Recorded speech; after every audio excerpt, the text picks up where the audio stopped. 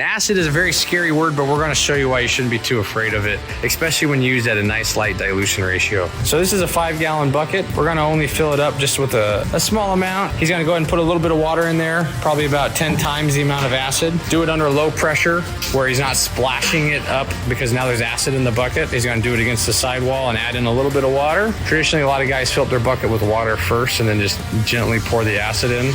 But either way, you can mix either one first or second as long as you're careful and you don't splatter it.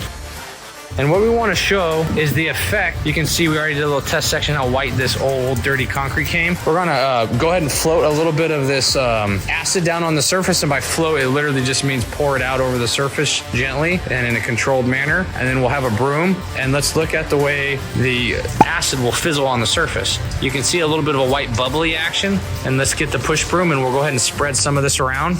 Now by applying it in such a light dilution manner, what it does is it buys us more time to work the acid in. If you apply that acid near full strength, if you put it down in this manner and then try to broom it 20 seconds later, it's going to have stained the concrete. But you can see Mike's kind of brooming it around in nice circular motions, and you can actually see some of the dirt and oils and black grime pull up out of the surface as he's working the acid.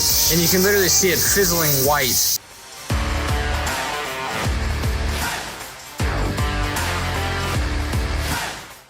You can see the oils. He's literally pulling a lot of these oils out. So it's all about not so much the scrubbing to work out the stain, it's more about controlling the acid flow on the surface. So you're just getting fresh acid over the nice area, nice and smooth. So just so all that dirty area, it's kind of like you've cleaned it, right? Now you're extracting all of this black muck that's been pulled out. And then our next float of acid is going to be working with a little bit cleaner acid on a cleaner surface. What we're focusing on is the dilution of the acid and moving it into different surfaces. So like right here, it's turning real white. We want to keep moving that stuff around. Now we kind of want to hop back over here where the runoff is really taking a large or strong concentration of acid. And then this is ready to power wash. Run a surface cleaner over it.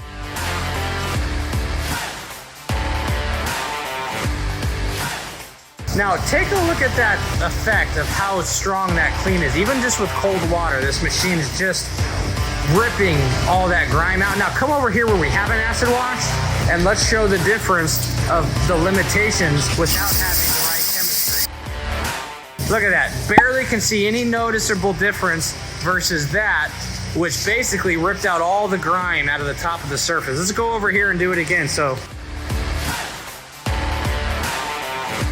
you can see the effect of, even though he ran his machine over this entire line, where our acid pulled over here into a strong dilution, you can see the difference in the effect of that clean.